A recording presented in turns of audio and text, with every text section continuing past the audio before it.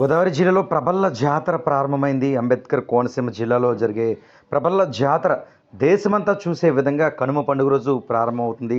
రాష్ట్ర పండుగగా ఇప్పటికే కూటమి ప్రభుత్వం ముఖ్యంగా ముఖ్యమంత్రి చంద్రబాబు నాయుడు స్వయంగా ప్రకటించారు. నిజానికి ప్రబల్ల ఉత్సవం అంటేనే ఒక అద్భుతం అని చెప్పుకోవచ్చు. కోనసీమ జిల్లాకు సంబంధించి దాదాపు 4 నియోజకవర్గాల్లో ఈ ప్రబల్ల జాతర జరుగుతుంటుంది. గ్రామంలో ఆరాధ్య దైవంగా కొలిచే మహాదేవుడు అమ్మవారి రూపాలను సైతం ఈ ప్రబల్లపై అంటే ప్రభరూపంపై చిత్రపటాలను వేయించింపచేసి ఏకాదశి రుద్రులుగా వీరంతా జక్కన్న తోటకి తీసుకురావడమే ఈ ప్రబల్ల జాతర యొక్క ప్రధాన ఉద్దేశంగా చెప్పుకోవచ్చు.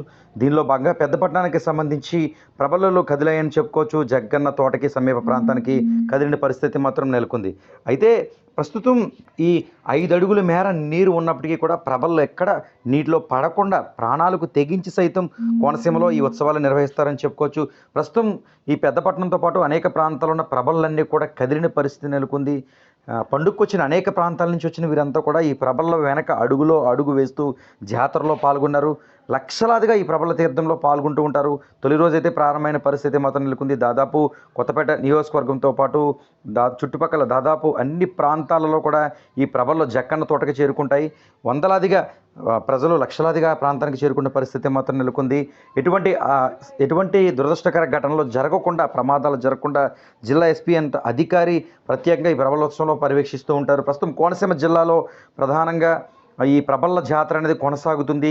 పంట పొలాల్లో నీటిలో ఎక్కడ ప్రబల్ల కింద పడకుండా భుజాలపై పెట్టుకుని గ్రామీణ ప్రాంత భక్తి శ్రద్ధలతో ఈ ప్రబలోత్సవం అయితే మాత్రం కొనసాగుతున్న పరిస్థితి నెలకొంది. 3వ రోజు కనుమ పండుగ నివాసాల్లో చేసుకుంటూనే ఈ ప్రబల ఉత్సవం ఉదయం 10:30 గంటల సమయంలో ప్రారంభించారు. దాదాపు కనుమ రోజంతా కూడా ఈ ప్రబలోత్సవం కొనసాగుతుందని చెప్పుకోవచ్చు.